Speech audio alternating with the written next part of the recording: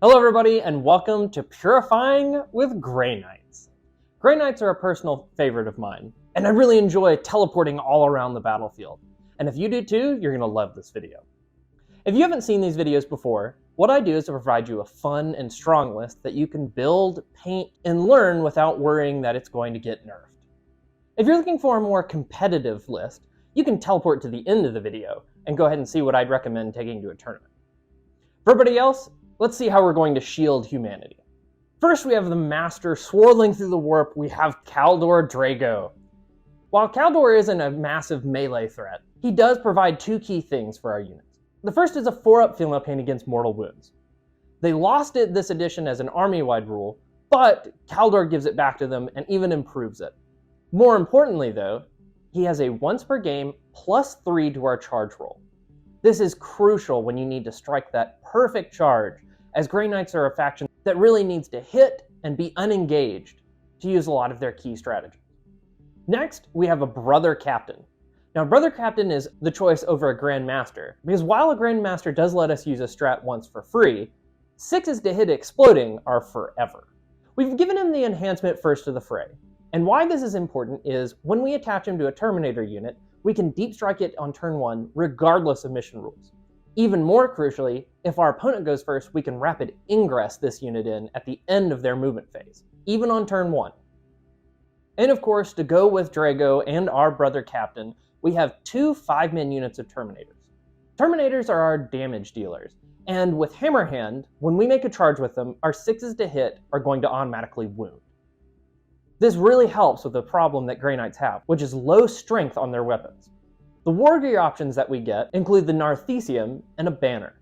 These Terminators are actually quite tanky too, because we combine Mists of Deimos to allow us to leave whenever our opponent gets close, or True Silver Armor to give us an Armor of Contempt, so that these Terminators with a 2-up save in cover are actually very difficult to shift, and you won't be able to charge them on anything better than a 9 with Mists of Deimos. Then we have 5x5 Strike Marines. Strike Marines are the bread and butter of this list. They're going to allow you to teleport around the table, scoring as needed. Strikes have okay melee, but not fantastic melee. We're mainly taking them for their ability. The Scout 6 ability lets them move 6 inches to make sure they can score secondary objectives on the first turn, and their ability to sticky our home objectives means that our play most of the time with them is going to be to move on to an objective, control it, and then use Teleport Assault to pull them off of it. Then we have one Rhino. This extends the reach of our Strike Marines. The Rhino now moves 6 closer to the enemy, or to a secondary we want to score.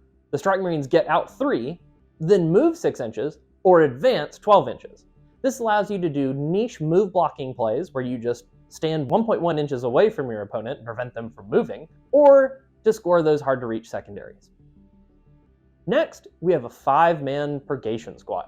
Now, Purgation Squads did go up in points, but I still like to keep 1. And that's because with the Prognosticated Arrival stratagem, you can threaten opposing home objectives by dropping in within 3 inches. You can also drop them on the other side of a wall and use their Astral Aim ability to send 4d6 Flamer shots out of line of sight into an enemy unit. Normally, you would be suffering a minus to hit and they would get cover. But Flamers don't need to hit, and they ignore cover. So you basically just get to shoot for free at them. And then, of course, if your opponent gets near them, you can Mists of Deimos them away. Finally, we have the Imperium's standard package of 1 Callidus Assassin and 2 Exaction squads. If you haven't heard about the Callidus by now, the Callidus is fantastic. She makes one of your opponent's stratagems cost 1 more after the first time they use it, and she can redeploy herself, kind of like our Grey Knights can, to score secondaries or to be in an annoying spot for the opponent. The Exaction squads are there to start in reserve and to come in to do investigate signals, because while our Grey Knights can teleport into the corners as needed, we don't really want them to be doing that. We want them to be moving up and engaging the opponent, dancing away. We don't want to just drop them in the backfield, if we can help it.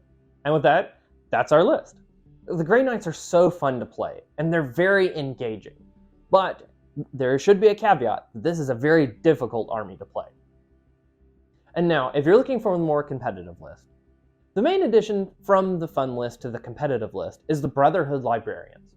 The Brotherhood Librarians deal mortal wounds and ignore Lone Operative with their ability Vortex of Doom. Why this is important is because you can stack all 3 of them together to wipe out entire units, and then, at the end of your opponent's turn, pick them up and do it again on your turn. The great thing is, you don't have to do this if you don't need to, but you always have the option to. And Grey Knights, for the most part, struggle with fully dealing with units, and the Brotherhood Librarians really shore up that weakness. And don't forget to check out our other videos. We've already done Orcs, Ultramarines, World Eaters, and Tyranids. So if your preferred faction hasn't come up yet, never fear, it'll be here soon. Please make sure if you enjoyed this content to hit that like button, as it really helps me out. And subscribe if you want to see more awesome videos. As always, thanks for rolling some dice with Rice, and we'll see you in the next one.